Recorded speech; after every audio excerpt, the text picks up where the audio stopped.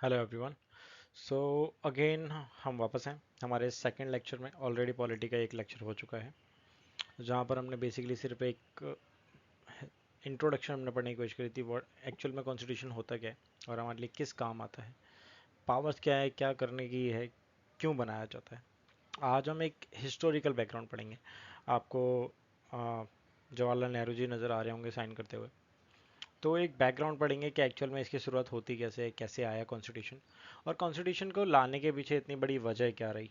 ठीक है, आगे बढ़ते हैं। अब देखो, सबसे पहले हुआ क्या। 1928 का साल था। मोतीलाल नेहरू, जिन जो कि फादर थे जवाहरलाल नेहरू जी के, और उसके अलावा 8 कांग्रेस लीडर थे, उन्होंने एक ड्राफ्ट प्रेजेंट किया कॉन्स्टिट्यूशन ऑफ इंडिया। वहीं 1931 में इंडियन नेशनल कांग्रेस ने एक सेशन किया कराची में। कहाँ पे? कराची में एक सेशन करते हैं ये लोग, एक सेशन पास करते हैं, resolution like constitution of independent India should look like, कैसा होगा। ठीक है, एक अच्छा खासा एक ड्राफ्ट यानी कि लेके आए थे, उसके बाद रिजोल्यूशन लेके आए। Both these two documents have included the right of universal adult franchises, right of freedom, equality, protecting the right of minorities। इसके अंदर राइट्स की बात पहले की गई, क्योंकि अभी तक हमें एक चीज़ समझ में आ चुकी थी कि हमारे लोगों के पास राइट की बड़ी कमी है। हम चाहे जितना भी कुछ कर लें या फिर जितनी भी बात कर लें, ब्रिटिश पीरियड के अंदर या फिर ब्रिटिश कॉलोनीज के टाइम पे हमारे भारत के पास हमारे पास राइट नहीं बचे। तो जब ब्रिटिश जाएंगे उससे पहले हमें एक ऐसा कॉन्स्टिट्यूशन बनाना जो कि हमारे लोगों को राइट दे पाए। और ये क्यों आया था? इससे पहले काफ़ी कुछ हो चुका था। 1919 आपको याद होगा, 1927 आपको याद होगा। इन सब चीज़ों के बाद में ब्रिटिश गवर्नमेंट ने एक चैलेंज दिया था कि आप एक ऐसा कॉन्स्टिट्यूशन बना के दिखाओ जो कि आपके लोगों को अच्छा लगे। तो ये तो आ, एक तरीके से आप कह सकते हो कि एक, अगर मैं इस तरीके से कैसे अगर मैं उसे कहूँ, एक चैलेंज था हमारे लिए कि हम एक ऐसा कॉन्स्टिट्यूशन बनाए जो कि सबको एक्सेप्टेड हो। तो बहुत ज़्यादा मुश्किल था, बट हालांकि एक कॉन्स्टिट्यूशन हमने बनाया। लेटर प्रोविजन हुए, डॉक्यूमेंट प्रोवाइड किया गया, बैकग्राउंड और बेसिक वैल्यूज़ को देखा गया, and which were accepted by all leaders include the constitution of India. Independent India ने, सब ने उसे एक्सेप्ट कर लिया। Now British shocked and India rocked. हुआ क्या? British rule had introduced weak legislature in India by giving voting rights for the few elite persons only। अब 1909 में इन्होंने बहुत कम लोगों को वोटिंग राइट्स दिए, जहाँ पर इन्होंने बेसिकली डिवाइड एंड रूल की नीति अपनाई। सेम इन्होंने डिवाइड एंड रूल की अपनाई 1919 में अपनाई, माउंटेन के चेम्सफोर्ड सुधार। तो इसके बाद सेम इन्होंने आगे भी कोशिश करी, 1935 में भी इन्होंने यही काम किया। तो बहुत कम लोगों को वोटिंग राइट्स दिए गए, या फिर जो तो बहुत ज़्यादा सुप्रीम थे यानी कि राजा थे, या फिर बहुत ज़्यादा जो कुछ लोग पढ़े लिखे थे, या फिर जो ब्रिटिश की शरण में थे उसी को दिया गया। अब इसके बाद क्या हुआ? 1937 में इलेक्शन हुए, provincial legislature all over British India which were not fully democratic, totally लोकतांत्रिक तरीके से नहीं हुए। However, the working with these legislative institutions provided useful experience to the Indians। अब इंडियंस ने काफ़ी सीट्स जीत ली थी, लेकिन ऑब्वियसली बात है पूरा डेमोक्रेटिक तो था नहीं। बट हाँ, ये जो लेजिस्लेटिव असेंबलीज थी इनके साथ में इंडियंस को काम करने का एक अच्छा एक्सपीरियंस मिल गया, which help in setting of native institutions in India. जो कि इनके साथ काम करने के बाद उनको ये बताया गया कि उनको इतना एक्सपीरियंस हो चुका था कि आने वाले साल में जब भारत आज़ाद होगा तो उनको काम कैसे करना है, एक मोटा मोटा एक्सपीरियंस मिल गया। Like south Africa, India's constitution was also drawn up under very difficult circumstances. Obviously बात है इंडिया कॉन्स्टिट्यूशन इतना बनाना आसान तो नहीं था। लाइक आज की डेट में लोगों का कहना है कि चेपा हुआ संविधान है या फिर कॉपी पेस्ट संविधान है। तो यार कॉपी पेस्ट संविधान है तो कोशिश कर लो एक बार बना के। हमसे अपने नोट्स नहीं बनते। हम जो इस इंसान जो लेके आया डॉक्टर बी आर अम्बेडकर, जिन्होंने इतना सब कुछ सहा, इतना सब कुछ करा, एंड देन वो एक ऐसा कॉन्स्टिट्यूशन लेके आते हैं जो कि ऑल ओवर इंडिया को था एक्सेप्टेड। उसके बाद उसमें इतनी सारी फ्रीडम्स एंड राइट्स दिए गए थे। हाँ, हालांकि ये सही चीज़ है, आज की डेट में हम जो एस सी एक्टी जो एक्ट देखते हैं, जो रिजर्वेशन देखते हैं, उनका मानना ये था कि ये सिर्फ कुछ ही सालों के लिए दिया जाए, उसके बाद इसे हटा दिया जाए। कारण क्या था कि इसके बाद अगर वो इसे लेते रहेंगे तो वो यूज़फुल हो जाएंगे, तो ये नाइंसाफ़ी होगी जनरल कैटेगरी के साथ में और बाकी कैटेगरी के साथ में। बट हाँ, हालांकि गवर्नमेंट ने इसका फ़ायदा उठाया कि आगे आगे आने वाली गवर्नमेंट ने, लाल बहादुर शास्त्री जी के बाद जितनी भी गवर्नमेंट्स आई वो सारी की सारी एक तरीके से भारत के हित में तो कम रह के अपने हित में ज़्यादा काम करने लगी। लाल बहादुर शास्त्री जी तक जितने भी गवर्नमेंट रही हैं वो बेसिकली ऐसी गवर्नमेंट रही हैं जो कि स्वतंत्रता सेनानियों से बहुत ज़्यादा रिलेट करती थी, या फिर उनको पता था कि हमें देश सेवा के लिए काम करना है। उसके बाद ऐसा कुछ नहीं चला। The makers of the Indian constitution have adopted fundamental structure from the government of India act 1935। 1935 से हमने काफ़ी कुछ अडॉप्ट किया जो एक्ट हमने लेके आए थे। आगे देख लो। Constitution assembly, the constitution assembly was body of elected representative of people of India. ठीक है। कॉन्स्टिट्यूशन असेंबली जो थी हमारी बेसिकली इलेक्टेड थी, जहाँ पर जो कि कॉन्स्टिट्यूशन असेंबली के जो इलेक्शन हुए थे जुलाई 1946 में हुए थे। और सबसे पहली जो मीटिंग हुई थी इनकी वो हुई थी 9 दिसंबर 1946 को। डेट नहीं लिखी है बट 9 दिसंबर 1946 को पहली मीटिंग हुई थी। अब उसको टोटल 2 साल 11 महीने, हम 18 दिन का समय लगा। तो उसके बाद 1949 में हमारा कॉन्स्टिट्यूशन बन के तैयार हुआ। तो उसके फिर हमने 2 महीने का टाइम लिया। हमने डिसाइड किया कि इसे 1950 में 26 जनवरी को इसे लॉन्च किया जाएगा। रीज़न बेइंग कि ऑलरेडी 26 जनवरी हमारे लिए बहुत ज़्यादा ज़रूरी थी। हम बेसिकली लाहौर में रावी नदी के किनारे हम अपना झंडा फहरा चुके थे, पहला स्वतंत्रता दिवस हम मना चुके थे। तो हमने उसी दिन इसे लॉन्च करने का प्लान किया। On partition the constitution assembly was also divided into two parts. Basically एक को हम कहते हैं कॉन्स्टिट्यूशन असेंबली ऑफ इंडिया और दूसरे को constitution assembly of Pakistan. Because of के इन पाकिस्तान जो जिन्ना जी थे या फिर उनके साथ कोई दूसरे थे, रहमत जी थे, तो इन्होंने एक ऐसी जंग छेड़ दी थी कि हमें चाहिए तो पाकिस्तान, बट समहाउ हम उस पर कवर अप भी नहीं कर पाए, हम उनको रोक भी नहीं पाए। एक ऐसी सिचुएशन बन चुकी थी कि हमें वो पाकिस्तान को देना ही था।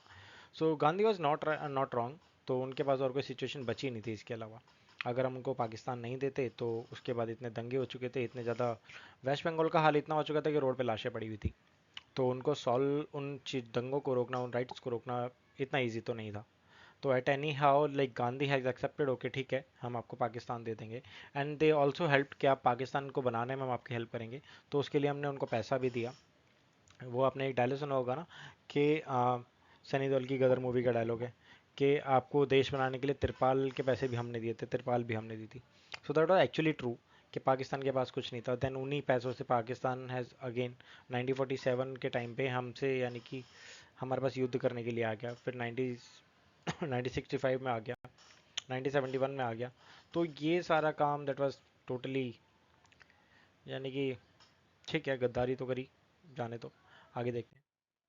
Constitution assembly of India that drafted the Indian constitution had 299 members. 299 members क्योंकि जिन्होंने पाकिस्तान की मांग करी थी वो पाकिस्तान में जाके मिल गए।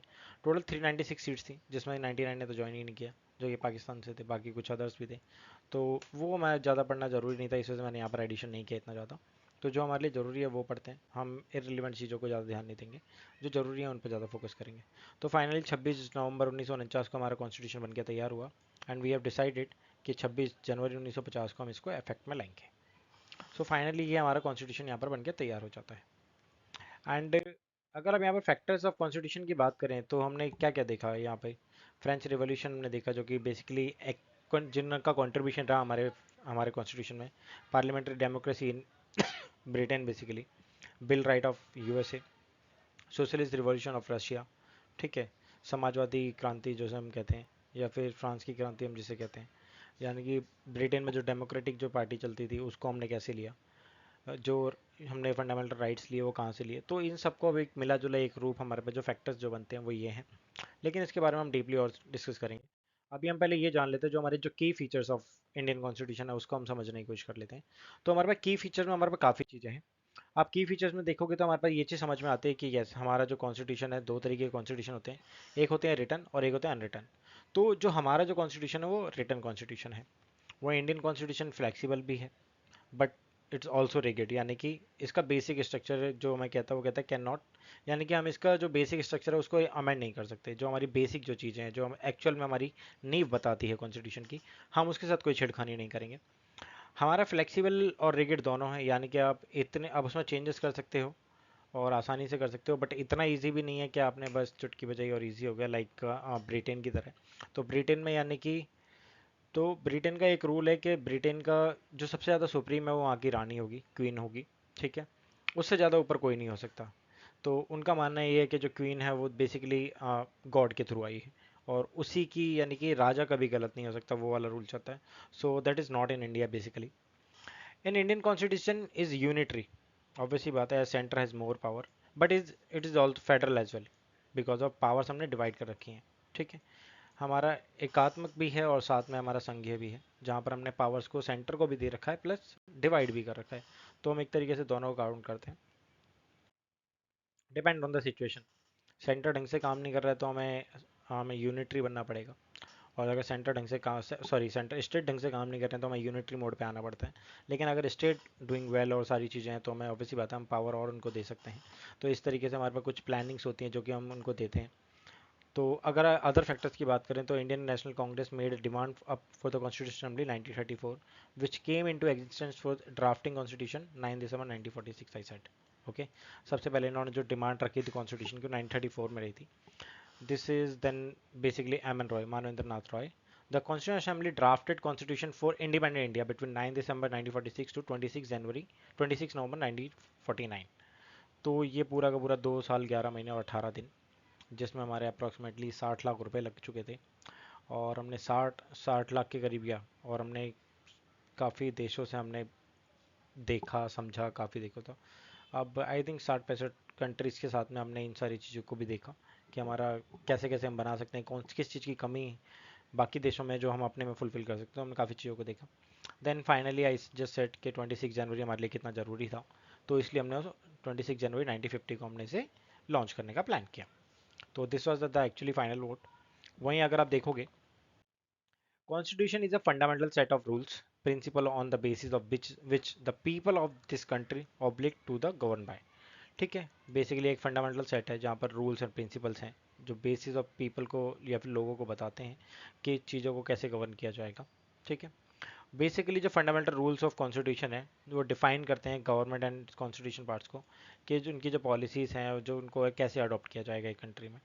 वहीं ये एक तरीके से एक बैलेंस क्रिएट करते हैं, सेफ गार्ड करते हैं सिटीजन्स को उनके यानी कि गवर्नमेंट की मनमानी चीज़ों से।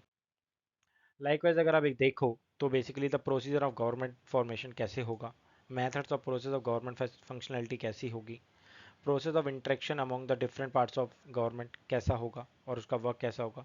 ये बेसिकली एक डेमोक्रेटिक फीचर बताता है। ठीक है, democratic feature of the country.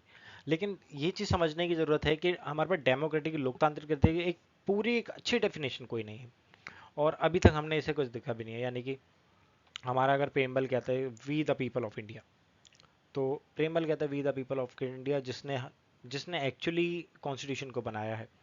यानी कि कॉन्स्टिट्यूशन का डेमोक्रेटिक चीज़ कहती है कि हम लोगों लोगों के थ्रू एक व्यक्ति को चुना जाता है जो उन लोगों के लिए काम करता है। लेकिन इंडिया के स्ट्रक्चर में ऐसा है भी और नहीं भी है, क्योंकि वो सबसे पहले अपने लिए काम करता है उसके बाद लोगों के लिए काम करता है।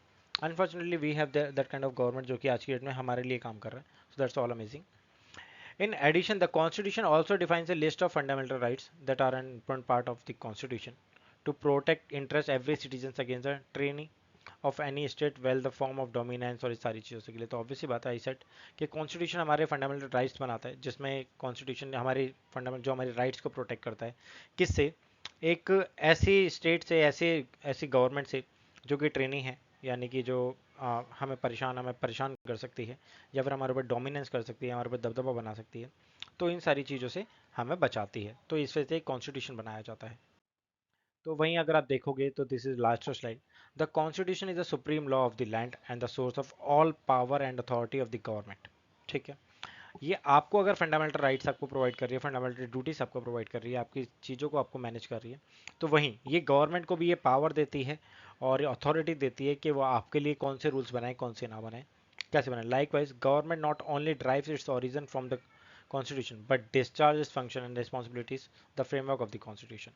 तो इन सारी चीज़ों का किस तरीके से गवर्नमेंट को ये भी बताया जाता है कि अपनी जो अगर जो अपनी जो ओरिजिन है वो कहाँ से लेगी और उसको किस तरीके से डिस्चार्ज करेगी, फंक्शंस करेगी, आपको तक कैसे पहुंचाएगी। तो एवरीथिंग कॉन्स्टिट्यूशन के अंदर बताया जाता है।